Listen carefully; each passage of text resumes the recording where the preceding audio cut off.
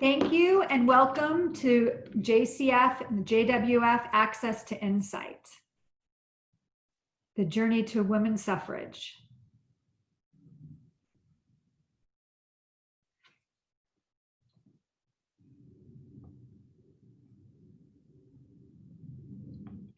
Good morning. My name is Sarah Schatz, and I am the manager of philanthropy and social impact for the Jewish Community Foundation here in San Diego.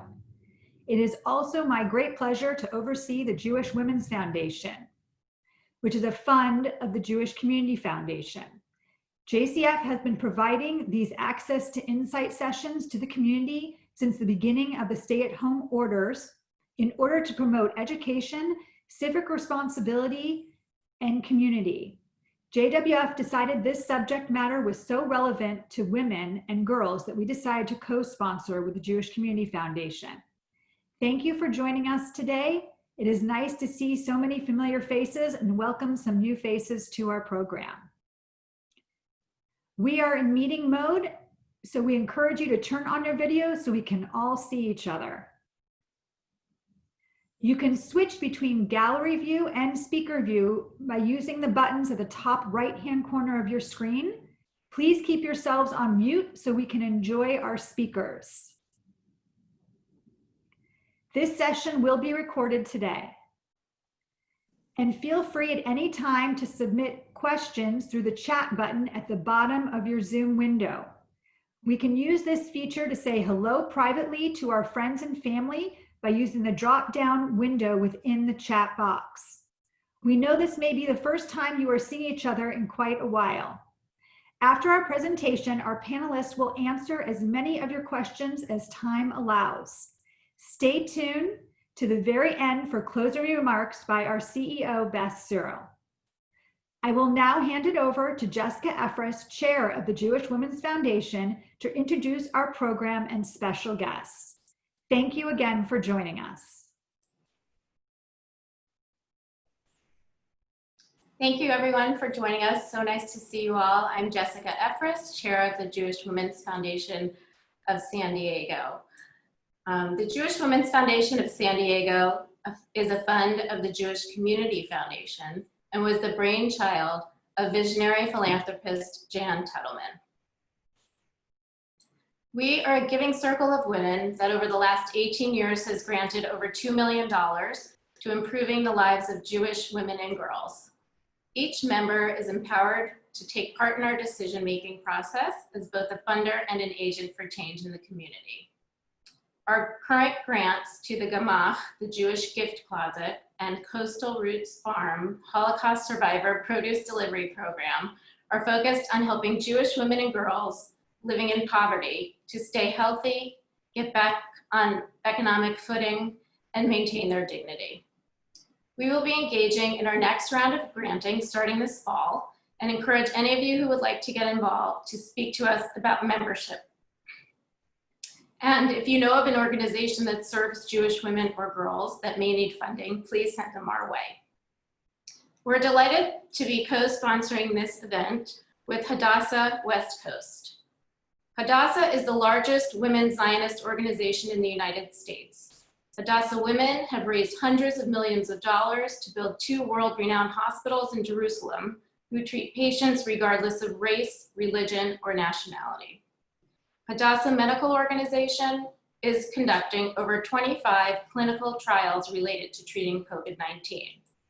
In the United States, Hadassah advocates for issues such as human trafficking, Holocaust education, and gender equity. I'm pleased today to bring you an esteemed group of women speakers who will illuminate how women in the US, California, and specifically San Diego fought for and earned the right to vote on August 18, 1920. We will first hear a presentation from the San Diego History Center and see some pieces of their collection illustrating the story. Following that, we will hear from Dr. Melissa Clapper, Professor of History and Director of Women's and Gender Studies at Rowan University in New Jersey, who will present the story of Jewish women's involvement in the movement. After both presentations, we'll hopefully have time for some Q&A, so please put your questions in the chat box during the talks. To give our speakers the maximum amount of time available to tell this interesting story, I'm going to skip the long bios and have you refer to the attachment we sent you yesterday. We will also put the bios in the chat at the side of the screen, along with other important information that is mentioned during the talks. Now I'd like to introduce you to the team from the San Diego History Center. Tina Zarpour, Vice President of Education and Collections, Samantha Alberts, Manager of Community Learning, and Leilani Alachanga Caithness, Collections Specialist. Off to you, ladies.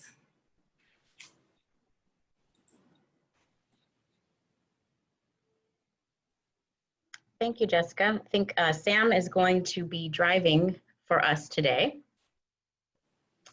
So we are so appreciative of being here and are very excited to share this dynamic history with you. There's a lot to it, so we're not going to be able to cover everything in 25 minutes, but hopefully some highlights of national and then some in-depth looks at what was happening in California and San Diego. So next slide, please. The San Diego History Center operates two facilities, our flagship institution in Balboa Park, which contains our archives, and then our historic home at the Serra Museum in Presidio Park. The History Center was established in 1929 and known as the San Diego Historical Society, and established by noted philanthropist George Marston. Next slide, please. The mission of the San Diego History Center is to tell and preserve the diverse histories of our region, past, present, and future. We offer family-friendly exhibitions, engaging public programs, and special events. You can see some of the examples here. Next slide, please. Besides exhibits and public programs, the gems that we contain are on the lower level of our main Balboa Park facility. You can see here the San Diego History Center by the numbers, all of our vast permanent collections, where we're really preserving regional history. One of the things that we're working on with our collections right now is wide-scale digitization and making those resources more accessible to everyone. So here we have a timeline. As you probably know, historians love timelines. This is how we organize our information. One thing I want you to notice is, why did the suffrage movement take 72 years to achieve its goal? I'm going to pause a beat and then say the obvious. One is sexism. Second is racism. So we'll be talking about those. The other thing I want you to notice is that really the post-Civil War amendments passed, the 13th, the 14th, and the 15th, transformed the women's rights movements. And then finally, I want you to notice where California is and San Diego is with respect to the overall movement, which took 72 years. Right around the time of its inception with Seneca Falls was a California gold rush. Within 2 years, California achieved statehood. And then in 1911, looking at when California passed suffrage, 9 years ahead of the federal adoption of the 19th Amendment. Next slide, please. So really, Seneca Falls is the early beginnings and represents the origin story of the women's rights movement. In the 1840s, women who gained experience working within the abolitionist movement became leaders of this emerging women's rights movement. During this period, there were laws of coverture in place. So women did not have equal access to education. Husbands controlled finances, controlled children. Children were the property of husbands. And then during the era when states were repealing laws that required women, that required voters to own land, women still did not have access to the vote. Can everybody hear me? I'm just going to talk a little bit louder. Okay. And then in July 1848, leaders Lucretia Mott, Elizabeth Cady Stanton, Martha Coffin Wright, and Jane Hunt launched a nationwide movement of women's rights in Seneca Falls. 300 attendees came. There they read the Declaration of Sentiments. You can see a copy at a National Park Service site there. There were speeches and they petitioned Congress. So the early leaders, some of them did not live to see the passage of full suffrage, but they did pave the way for later suffrage. So what we're going to do now is actually switch gears a little bit. Around this time of Seneca Falls, we also see the formation of other kinds of women's movements. And Leilani is going to be discussing some of them, one of those, and its connection to the History Center. Thank you, Tina. Thank you. So I'll pick up, like Tina said, in the mid-19th century. So a few years after the Seneca Falls Convention took place, at the start of the dress reform movement, which was in 1851. So as women began to really question their lack of moral, civil, and social rights, traditions in dress and attire were also challenged around that time. So the dress reform movement was kind of a direct reaction to a few things. So first of all, we have the tight lacing of corsets, which caused ailments in women that actually went away the first part of the 20th century, Beth. And also the restrictive nature of long, voluminous skirts, which made it virtually impossible for women to successfully engage in any form of physical activity. So I have an image here of a thorax. It's the skeletal remains of an old woman. So she would have lived in the mid-19th century when sort of the extreme sort of lengths of corset tightening were at its height. So you can see that her rib cage is completely turned in the way. So many women, like I said, got ill, and their internal organs were often rearranged and caused a ton of reproductive health problems as well. So another factor was that small waists and long skirts were closely linked to femininity and ideal body image. So I have a quote here just talking about, I'll read it quickly.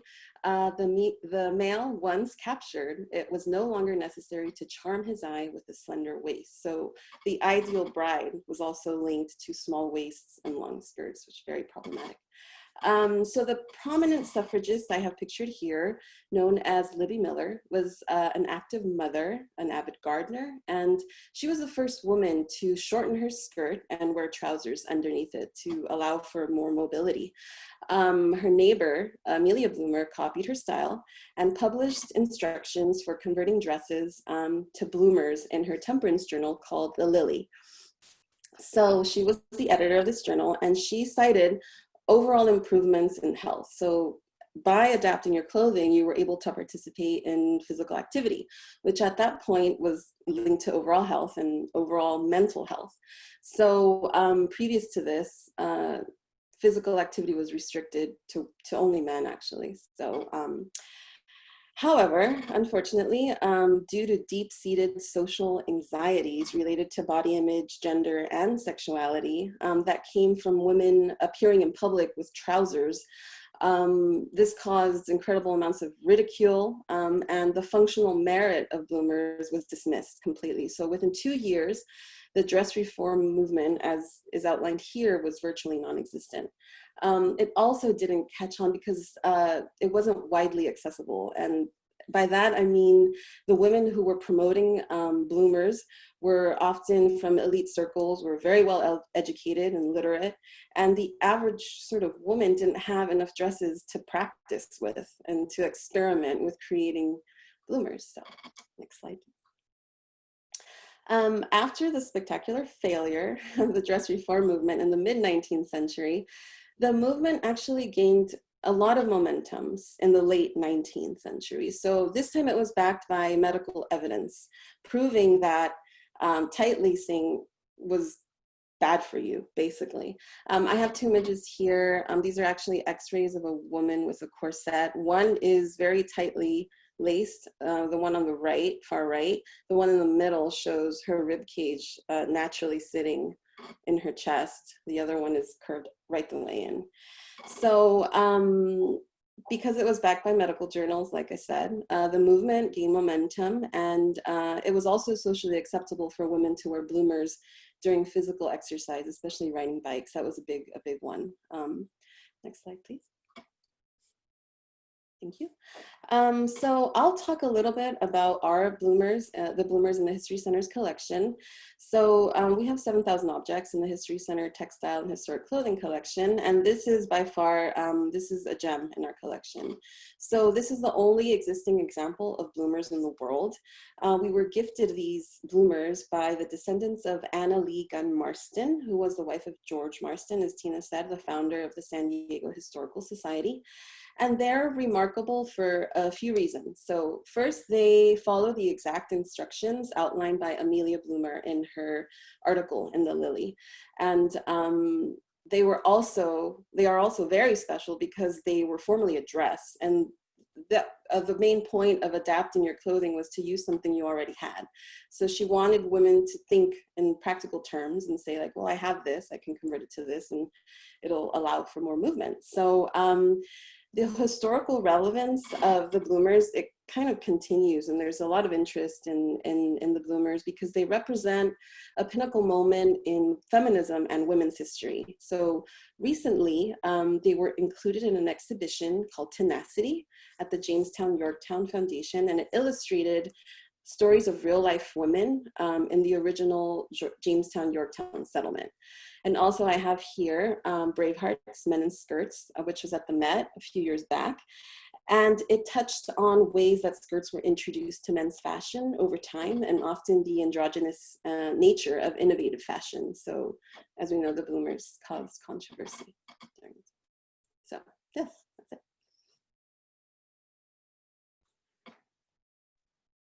Okay, so back to what was going on nationally. In 1866, this is within 20 years of Seneca Falls, Stanton, Susan Anthony, and Frederick Douglass and abolitionist Lucy Stone established the first national organization called the American Equal Rights Association. And then also happening at this time, concurrent, was really a grassroots and local activism.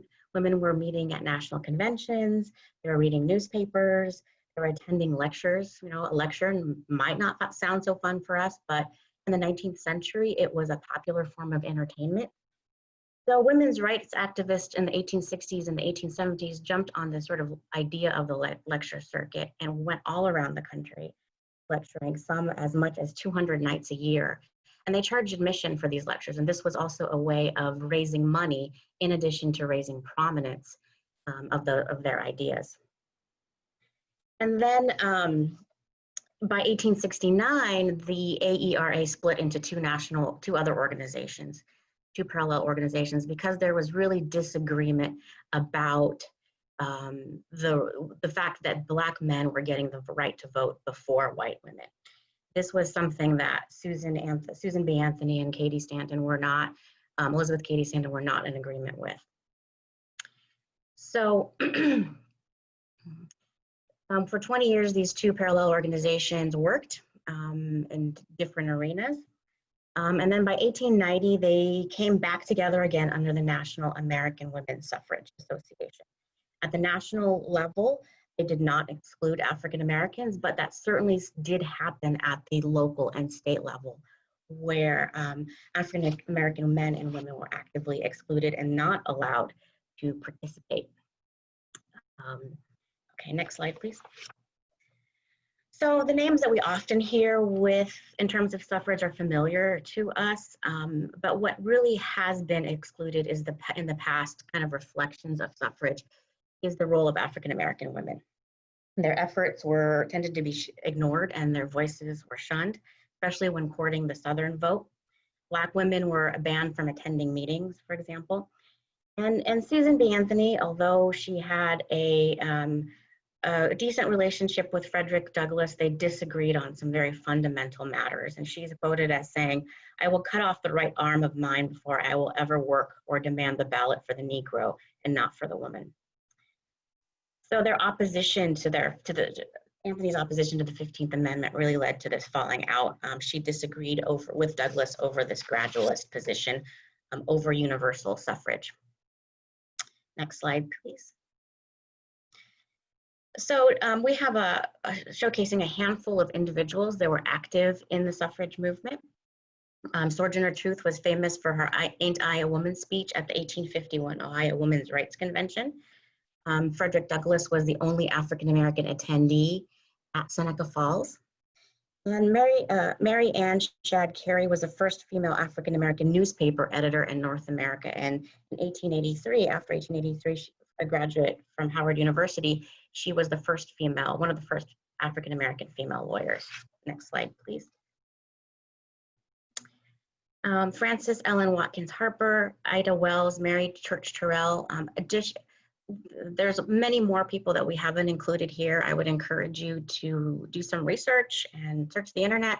There's lots of information coming about their particular, about people's, African Americans' particular contributions to the suffrage movement. But, you know, they are lecturing, they're writing, they're leading organizations, they're touring the country. Many, many individuals of note. Next slide, please. So to understand women's suffrage, we also have to talk about what's left out of the overall, what tends to be left out of the overall narrative. By 1917, when this picture was taken, the nation is entering World War I. The movement is gaining momentum. This particular photo shows college women daily picketing in front of the White House. There was an organized effort. Over 1,000 women participated across the country, you know, basically petitioning the president to enact suffrage. Here are some of the things that we should know about the movement in general. One is the role of men. The men did participate in it. Second is that many women did not support. Popular support for women's suffrage lagged behind what the activists were fighting for in the forefront. Even if women did support universal suffrage, they may not have vocalized it because of the social pressures at the time. There was an organized anti-suffrage movement after 1911 in California, when California enacted suffrage.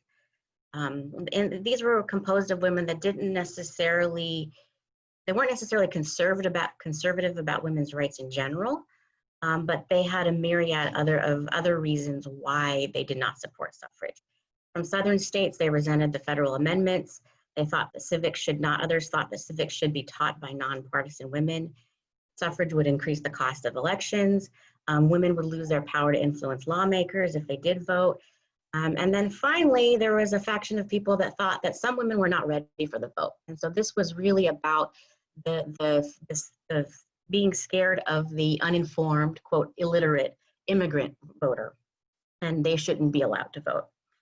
The third point is that women who did participate in the movement tended to be very connected and very well-heeled and well-connected and connected to powerful men and they could use their own networks to also aid and support in the movement.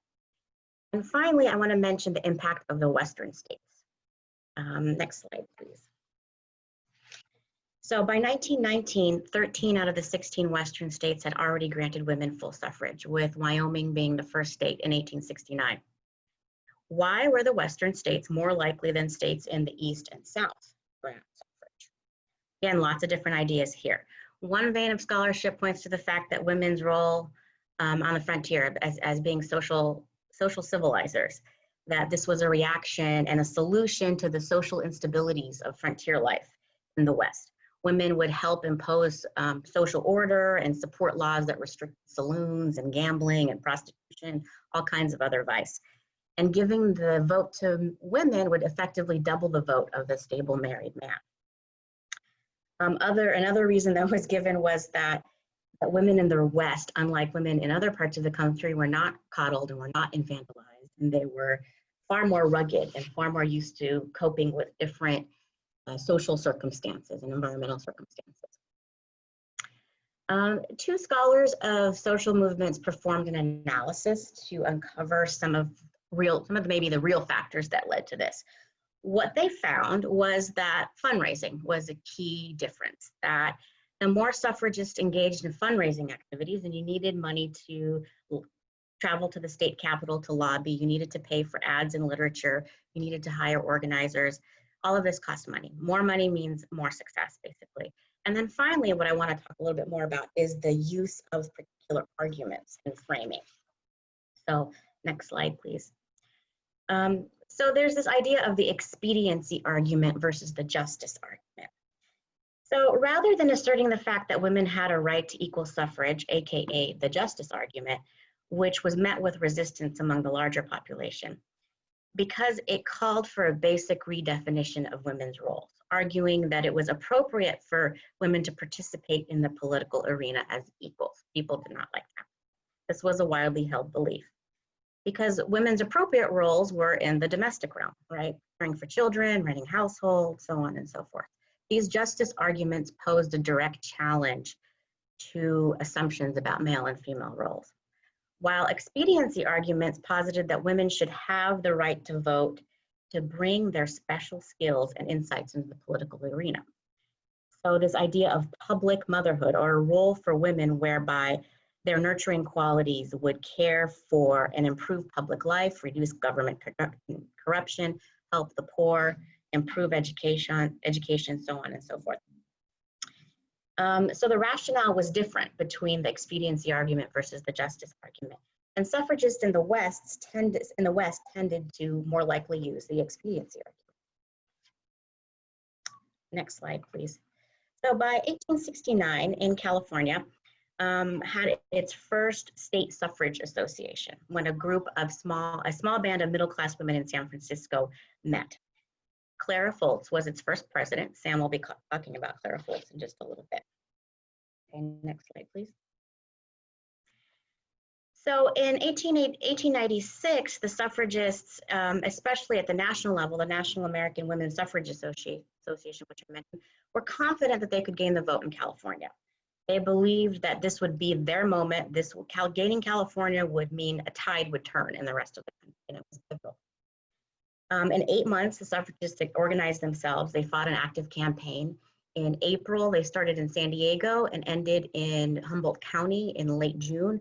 And during that time, they held 190 meetings, 46 two-day mass conventions. They attracted a good number of participants. They raised money. They thought they were successful.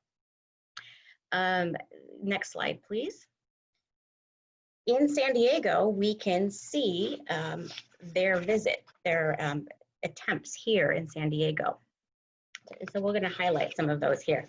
You can see the local newspapers advertising the Reverend Dr. Anna Shaw and Susan B. Anthony making a visit on June 17th, 1895. They stayed for a few days. They were on a Western tour. You can see that they're charging 25 cents to hear them speak. Besides Susan B. Anthony, we also have Naomi Anderson, African-American Californian who was traveling up and down the state during this time, also lecturing for suffrage. So the 1896 campaign ultimately failed, and it wasn't because of organization or enthusiasm.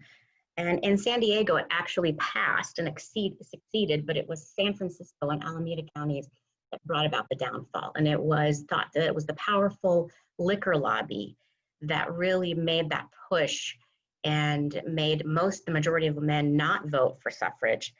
And they really fought hard for that. So, but again, that wasn't because of San Diego. So now I'm going to hand it off to Sam, who's going to be talking about San Diego.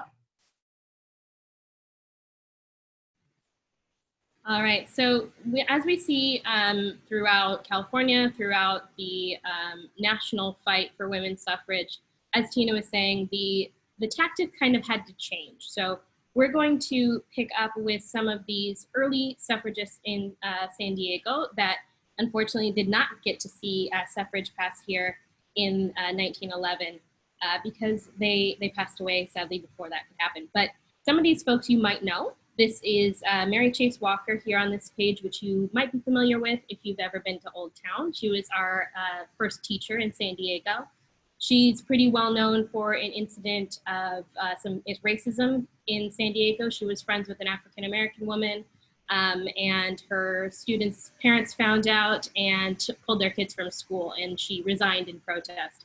But beyond her fight to end racism here in San Diego, she was also an ardent suffragist as well. Well into her late life here, as she's approaching ill health in the 1890s. So she was around to see that sad failure in 1896, but she continued the fight until she passed away. Flora Kimble is another well-known name here in San Diego, the Kimble family.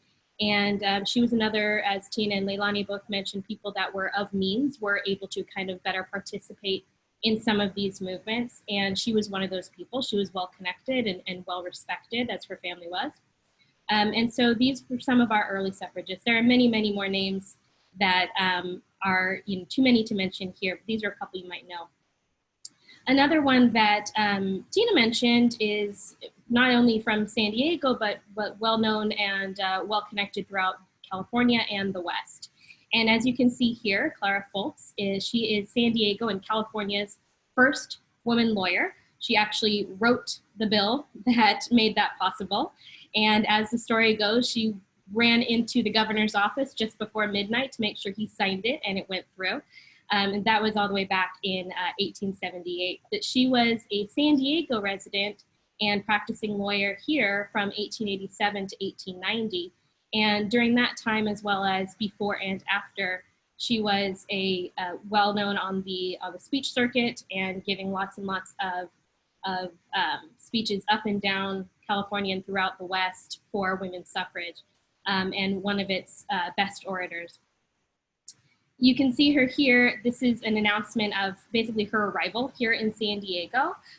Clara Fultz has promised here, you can see, I'm not sure if you can read it terribly well, but it's announcing that she's here. She's a lawyer and lecturer, well-known lady, and she promises to start a Ladies' Inquirer or a newspaper, and she did. The San Diego Bee, and it proceeded to run many, many articles related to furthering the efforts for women's suffrage. So she was one of the people who used the power of the press, as well as her connections and her notoriety to push this movement forward. And Tina had mentioned some of the bigger names that came to San Diego, but these are some of our local folks who are working to further this influence here in 1896. You see Flora Kimble's name here, these mass meetings, these suffrage campaigns, receptions, rallies, and things like that, really getting people going here in San Diego. And while it didn't pass in California in 1896, it actually did in San Diego by a pretty wide margin comparatively. Some other folks who you may also know, but who did get to see suffrage pass here in San Diego and California.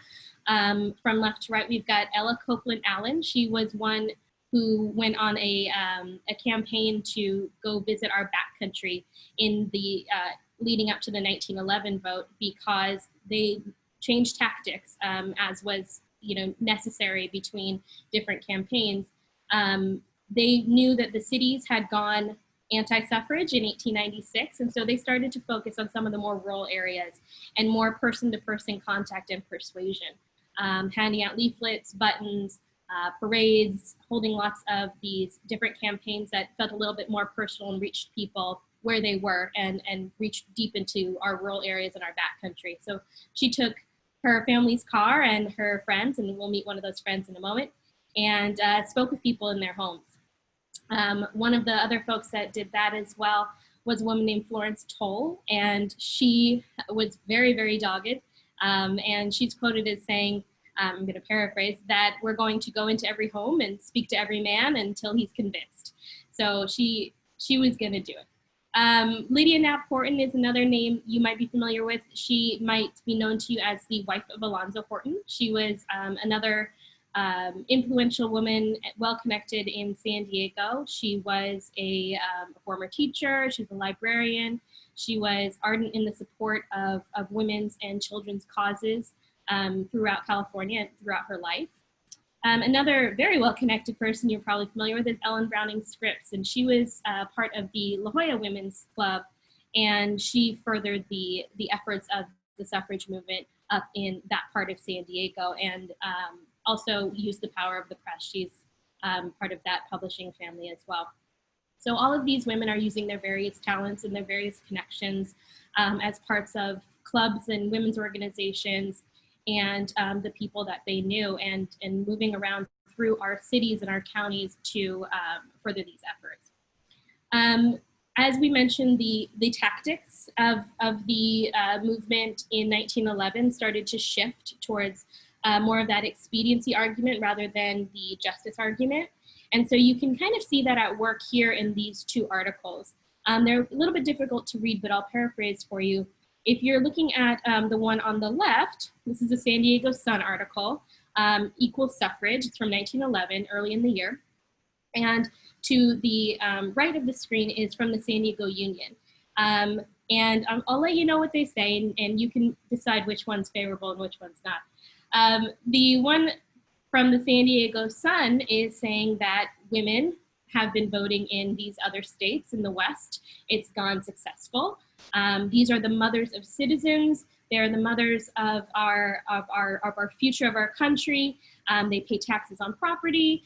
They are well-read. They're well-educated. There's there's a place for them in this process. Whereas on the right, the title of it is Unlovely Woman.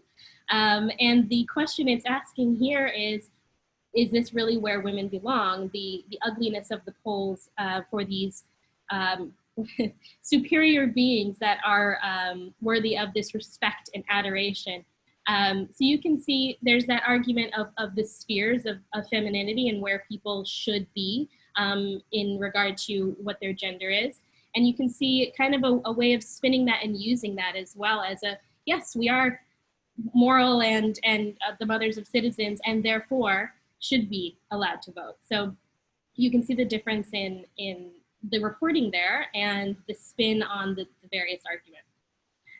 Another aspect of women's suffrage, not just here in San Diego, but throughout the United States, is this idea of being part of these organizations that are not necessarily just working towards women's right to vote. They're also heavily involved in workers' rights and children's causes and literacy and health and all these various means to make San Diego, California, and the United States the best that it can be. And so part of that is part of this civic maternal instinct that they're trying to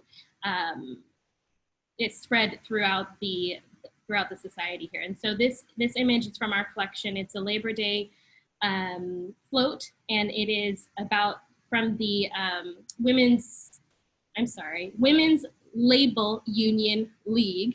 It's a little bit of a tongue twister.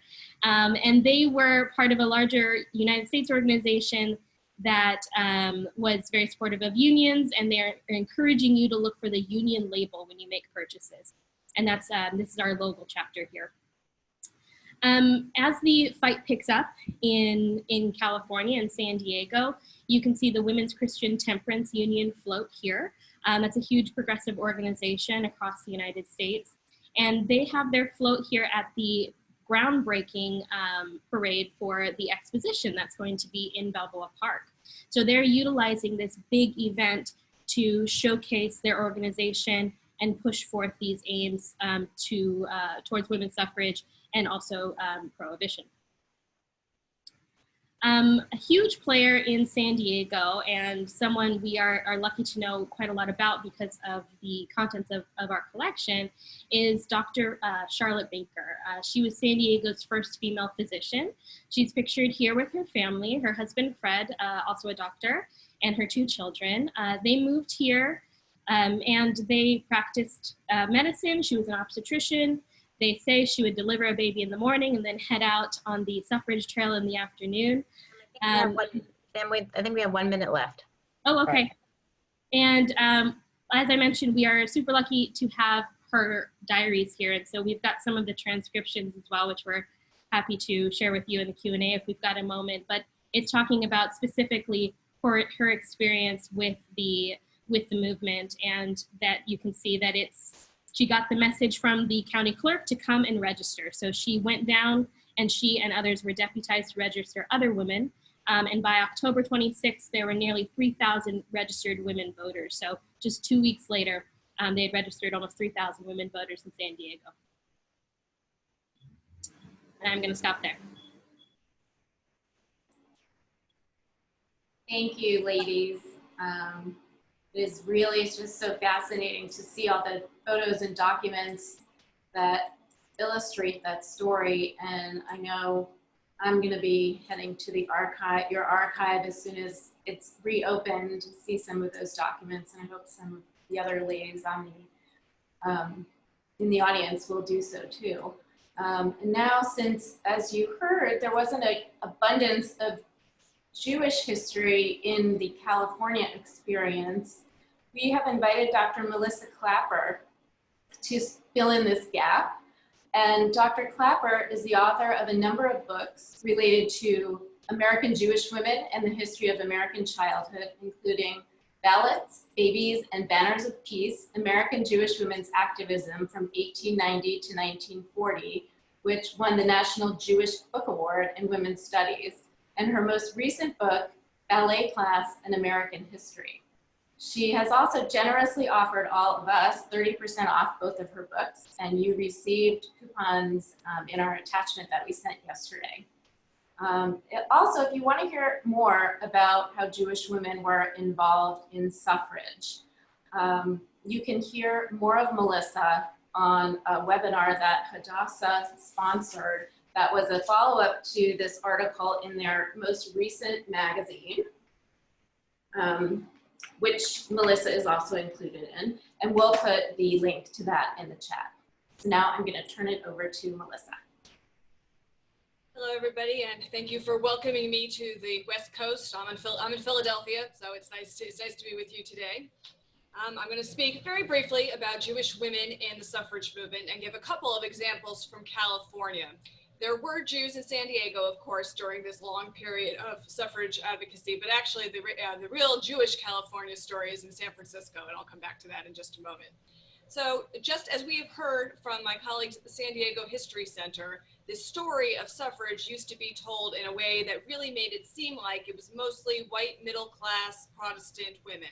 And there is some truth in terms of statistics to that, but that also leaves out a whole lot of other groups of people.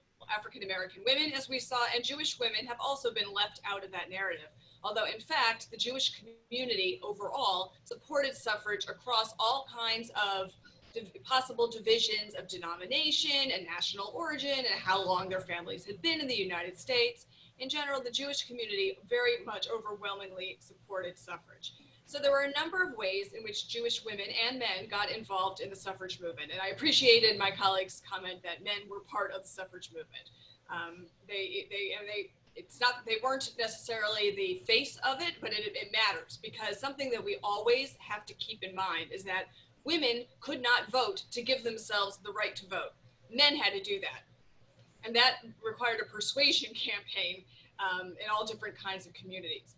So Jewish women, like other women, they marched, they signed petitions, they lobbied, they came up with all kinds of stunts.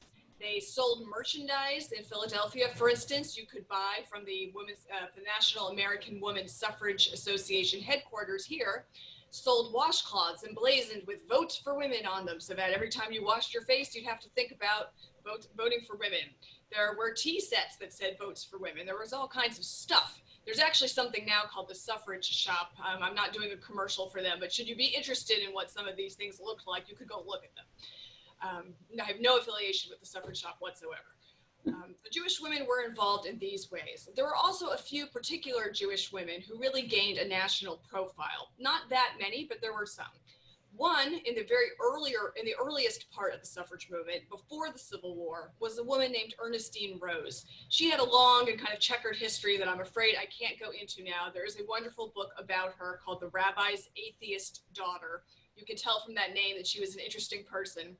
And Ernestine Rose was a close colleague, actually, particularly of Susan B. Anthony, and in the 1850s attended many women's rights conventions and was known to be a really fascinating speaker. Something to point out about the early women's rights movement was that it was not focused entirely on suffrage. There were so many things that women needed. There were so many ways in which they were kind of legally at a real disadvantage that the right to vote was not actually top priority for a lot of people. In fact, when Elizabeth Cady Stanton insisted that the right to vote be included in that 1848 document, the Declaration of Sentiment, she got a lot of pushback because people thought this is not what we need. What we need is married women's property rights. I don't want to lose all my property or the right to keep my wages when I get married. So suffrage was included and was always part of the women's movement, but it was not the only or even the major thing until pretty late, after some of the other things like married women's property rights were more secure. So Jewish women like Ernestine Rose were involved with that. And then once the suffrage movement really began to pick up steam in the late 19th century, Maude Nathan, a woman from New York, became really the most prominent American Jewish woman suffragist. Maude Nathan was from a wealthy family, from a Sephardic family in New York. She was a member of the Daughters of the American Revolution. Her family went way back. And one of her things was that she was determined that suffragists be seen as being very womanly. There was a lot of rhetoric among people who opposed suffrage. They said that women were unmanly, that they hated men. This should sound familiar because these arguments never went away about feminists. This is still in the culture today, unfortunately. And so Maude Nathan made a point of always being very beautifully dressed, very composed, very stately. She was an extremely well-educated woman, and she was involved in the International Woman Suffrage Alliance as a translator. She would go abroad to the women's rights conferences that were held abroad every few years, and she would serve as an official translator from English into both French and German. So she was well known in the American Jewish community. And like other prominent Jewish suffragists, people like Hannah Greenbaum Solomon, who founded the National Council of Jewish Women, these women all made Jewish arguments for suffrage. They said, look at the Bible. We have a heritage of biblical leaders, people like Miriam, Moses' sister, who led the women coming out of Egypt, or Deborah, the judge, or Esther, who saved her people. In the Purim story, they looked to Jewish tradition and made Jewish arguments about suffrage that were quite effective. And the American Jewish press, whether we're talking about anarchist Yiddish newspapers or English newspapers for the more acculturated American Jewish community in the early 20th century, tended to agree with these arguments and really supported them. Rabbis across the country, including in San Francisco, were daring, and when they supported suffrage, and they often invited Jewish women suffragists to speak from the pulpit. Speaking from the pulpit for any woman in a synagogue was a big deal in the late 19th and early 20th century, and that the women who first did so were speaking on behalf of suffrage is something worth noting. So there was a lot of support in the community. I should say that there were some Jewish anti-suffragists, and the main figure in there, this is a longer story than I have time for here, but the main Jewish anti-suffragist was Annie Nathan Meyer. You might hear the Nathan and wonder if she was related to Maude Nathan, and yes, they were sisters, and they really, really didn't like each other. And basically, if one supported suffrage, the other one said, not me. So there's a longer story there that I'm not going to be able to talk about now, but it's in my book. It was more about personal animosity. Annie Nathan Meyer was one of the founders of Barnard College, so it's not like she didn't think that women should be doing things. Now, in California, one of the things that Jewish women did was work on the local level. They did not only work on the national level, as Maude Nathan did. And in California, in 1896, during that first campaign that we saw some documents about, Susan B. Anthony and Anna Howard Shaw did look for Jewish women to get involved in the movement. They knew that there were Jewish women involved on the East Coast and in the Midwest, and they looked for some Jewish women. And in San Francisco, they found a mother-daughter pair, Hannah Marks Solomon and Selena Solomons. These were two women who were already very involved in the San Francisco Jewish community. They were involved in, various philanthropic efforts. And these two women really just took the bit and ran with it, and they helped organize Jewish women in California for the unsuccessful 1896 campaign. But they never stopped. So Hannah Marks, the mother, Hannah Marks Solomons, actually passed away before the 1911 referendum campaign began, but Selena Solomons became really a statewide leader out of California and out of her Jewish community. One of her bases of operation was the synagogue she attended there, Temple Emmanuel, a really a big Reform synagogue in the United States, not only in California. And Selena Solomons was an example of someone who both appealed within the Jewish community, and she especially tried to help organize working class Jewish women to support the right to vote because it would improve their working conditions, but also middle class Jewish women. So she helped forge a cross-class alliance of Jewish women, something that was in place in other cities in other parts of the country at the same time. And she's also an example of somebody who came up with clever ways to support suffrage. Selena Solomons wrote a play. And actually, again, this is a whole other long story, but suffragists sometimes get seen as being these humorless, they never smile, they don't have a sense of humor, all they care about is, is their politics. But many of the suffragists, in fact, were very playful. And there was a whole raft of suffrage plays, poems too. And Selena Solomons in California wrote a play called The Girl from Colorado, about a girl from Colorado where women had had the vote since 1893, who came to California and tried to convince the relatives she was staying with to support suffrage. And her final triumph of conversion in the last act was that she convinced her aunt, anti-suffrage, terrible pun, but there you have it. She convinced anti-suffrage to support the vote, and then when they got the right to vote, they went together to the polls. And Selena Solomons herself was one of the first women to register to vote in San Francisco after the successful 1911 campaign. And when she arrived at the polls, she famously said, "Hello, fellow citizens, I am come to vote."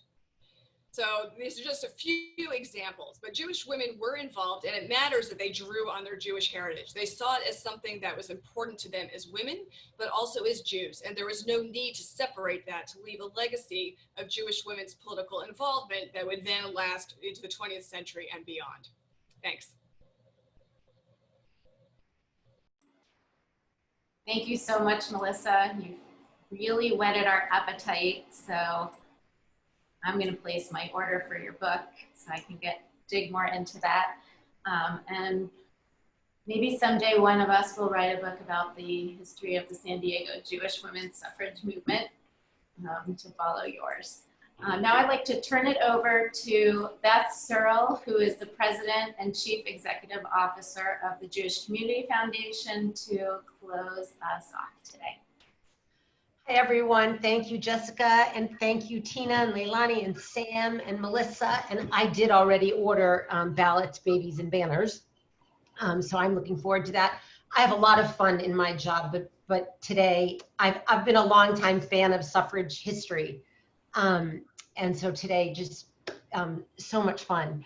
A couple things I want to note. Well, first of all, I hope that if you are not registered to vote yet, that you're going to run out and do that immediately, because what we didn't hear a lot about today is that the women who, as part of this whole thing, ended up in prison, being beaten, going on hunger strikes, all so that we could have the right to vote. So it's really important that on November 3rd, however you vote, that you exercise that right. In the ensuing years, since, in the 100 years, certainly here in California, the ballot has gotten significantly more complicated. And so as a service to the community, the Jewish Community Foundation is very proud to be presenting Scott Lewis, who is the CEO of the Voice of San Diego, who will be reviewing some of the top local issues that are going to be on the ballot in November. We're having him as an Access to Insight guest on September 9th at noon. He'll be looking at upcoming on the ballot, some issues about affordable housing, police oversight, the height limit in the Midway corridor, some school district election process issues, and some issues around our District 3 county supervisor. And that's only a part of the ballot, but we're proud to be partnering, and we welcomed the San Diego Foundation to join us on this program, because we just want to make sure that all voters in San Diego, regardless of partisanship or political persuasion, are informed. And so this is not a partisan thing or a political, it's really just to understand, some of what's on the ballot. It is a particularly long ballot this year, so he's not going to get to everything. But I know those are 5 of the big countywide decisions that he is going to discuss. And that's at noon also. You'll be hearing more about that. I also want to remind everybody, as I do at every one of these sessions, that we are continuing to raise money and to work to help the Jewish community get through COVID-19. If you go to the website at jcfsandiego.org, you will see information about the COVID Emergency Response Fund. And we encourage you to look at that. With the aid mired in Congress, the continuing aid mired in Congress, we are anticipating great need in our community and in the community at large. And so we want to be able to meet that need. As you can see on your screen, we are recruiting for our Jewish Teen Foundation. So if you know a high schooler who would like to learn about philanthropy, I hope you will send them our way. And then the last two things I want to mention are related to suffrage. They're kind of impromptu. For those of you who are really interested, I just finished reading this book called The Woman's Hour. I don't know if you can see it. But it is basically recounts the last like 2 months, month and a half of the effort to certify and pass the 19th Amendment, basically the fight in Tennessee.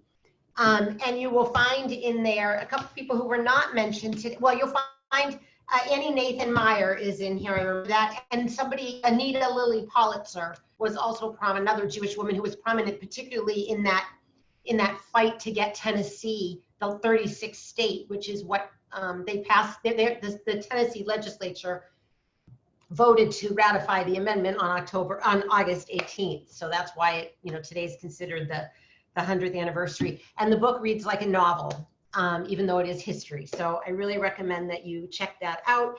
And very lastly, before I say thank you to everybody, our board chair, Janet Ashetel, turned me on just this morning to a brand new nonprofit organization that I have not fully vetted, so I'm putting that out there, called the 19th News. And it is a nonprofit journalism project that has a mission of bringing policy and news related to gender, policy, politics, nonpartisan also, but really focused on journalism for and about women and around policies that impact women. And I did a little bit of poking around it today in the little bit of time I had before this call, just to be able to say that I think it's worth Googling and checking out. And I'm certainly going to go learn more about it and would encourage you to do that as well.